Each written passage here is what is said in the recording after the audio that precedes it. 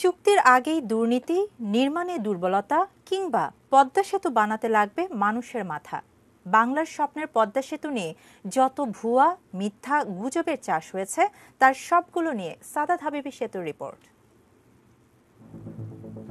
তখনও প্রকল্পের কোনো টাকাই ছাড় হয়নি, শুধু পদ্মার বুকে এমন নকশায় যোগাযোগের নতুন আশায় বাংলাদেশ। কিন্তু শুরুতেই বিশ্বব্যাংকের দুর্নীতির অভিযোগ।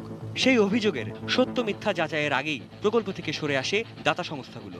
যেখানে একটা পয়সা অর্থ ছাড় হয় নাই, একটি পয়সা এখন পর্যন্ত তারা দেয় নাই, সেখানে দুর্নীতিটা কোথায় কিভাবে হলো? বর্তমানে জার্মানিতে নিযুক্ত বাংলাদেশের রাষ্ট্রদূত মোশাররফ হোসেন ভুইয়া তখন সেতু বিভাগের সচিব। বাংলাদেশ আর কানাডা দুই দেশের আদালতের কাঠগড়ায় তার বিরুদ্ধে মামলা।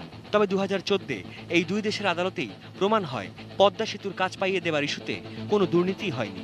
যে অভিযোগে পদ্মা সেতু ঋণ বাতিল করেছে তা সঠিক বলে মনে করি না।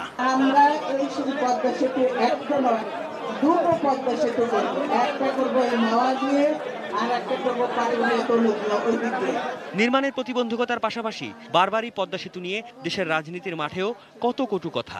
একটা যদি জোড়াতালি দিয়ে বানায় সেই সেতুতে কেউ উঠতে যাবেন না, অনেক রিস্ক আছে ওই নদীর।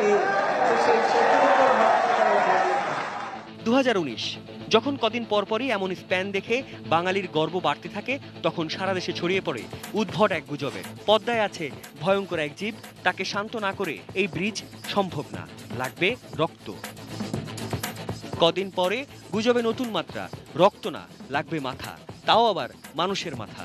আমার মাথায় ঢুকছে না যে কেন এই ধরনের একটা জিনিস আসবে। মানুষও বলে এই যে মাথা কাইটা নিয়ে আসে, তো নিয়ে আসলে এখানে আমরা তো 24 ঘন্টা এখানে এই যে ব্রিজ এখানে আমরা কাজ করি, আমরা তো সব কিছু দেখি না। ফেসবুকে দেখতেছি যে এটা একটা গুজব। এমন গুজবের চাষে সারা দেশে ছড়িয়ে পড়ে ছেলে ধরার গুজব, যার নির্মম শিকারের একজন তাসলিমা আক্তার রেনু। আতঙ্ক ছড়ায় সারা দেশে। তাতে বিজ্ঞান আর প্রযুক্তির এই সময়ে এসে সরকারকে এমন প্রেস বিজ্ঞপ্তি দিতেও বাধ্য হতে হয়।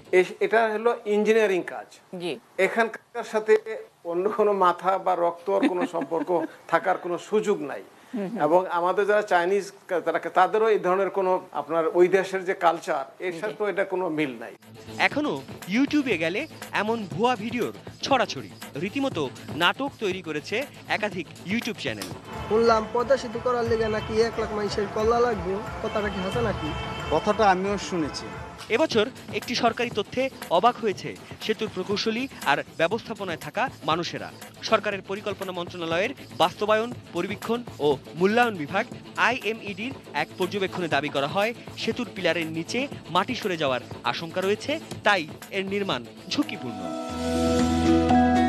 এত মিথ্যা আর গুজবের উত্তর এই সেতুটাই। ধীরে ধীরে যে সেতু এখন একটা উপাখ্যান, পদ্মার বুকে নিজেদের শক্তি সামর্থ্য জানান দেওয়া এক বাংলাদেশের। সাদাত হাবিবী সেতু, ATN নিউজ, ঢাকা।